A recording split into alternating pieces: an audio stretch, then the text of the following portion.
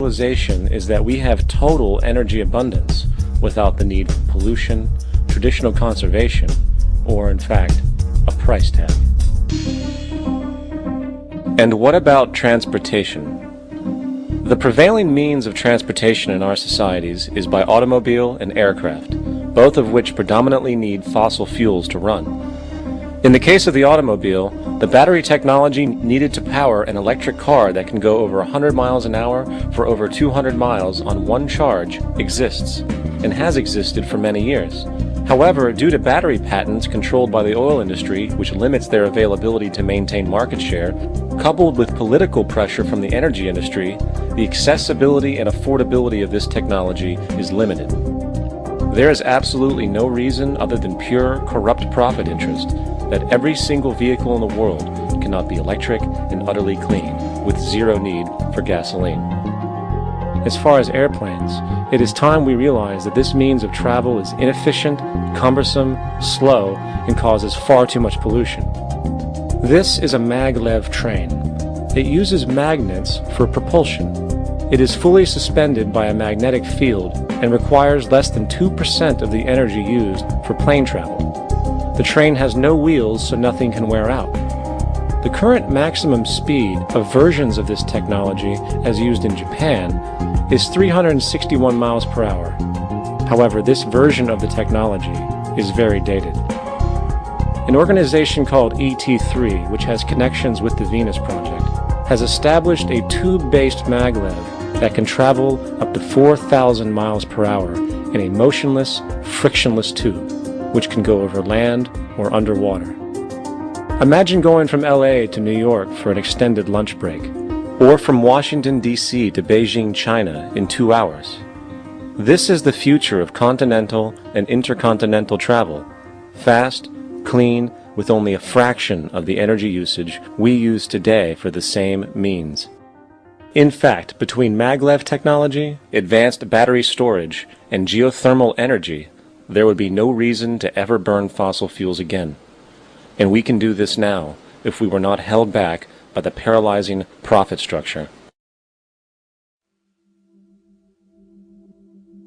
Now, America is inclined toward fascism. It has a propensity by its dominant philosophy and religion to uphold the fascist point of view. American industry is essentially a fascist institution. If you don't understand that, the minute you punch that time clock, you walk into a dictatorship. We're given notions about the respectability of work, and I really look at it as being paid slavery. They're brought up to believe that you shall earn your living by the sweat of your brow. That holds people back, freeing people from drudgery, repetitive jobs which make them ignorant. You rob them. In our society, that is a resource-based economy, machines free people. You see, we can't imagine that because we've never known that kind of world. If we look back at history, we see a very clear pattern of machine automation slowly replacing human labor. From the disappearance of the elevator man to the near full automation of an automobile production plant, the fact is, as technology grows, the need for humans in the workforce will continually be diminished. This creates a serious clash, which proves the falseness of the monetary-based labor system. For human employment is in direct competition with technological development. Therefore, given the fundamental priority of profit by industry, people through time will be continually laid off and replaced by machine. When industry takes on a machine, instead of shortening the workday, they downsize. You lose your job, so you have a right to fear machines.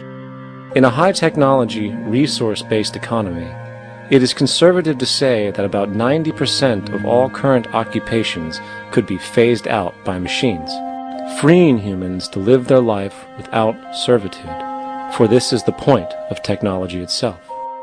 And through time, with nanotechnology and other highly advanced forms of science, it is not far-fetched to see how even complex medical procedures could be performed by machines as well. And based on the pattern, with much higher success rates than humans get today. The path is clear, but our monetary-based structure, which requires labor for income, blocks this progress. For humans need jobs in order to survive.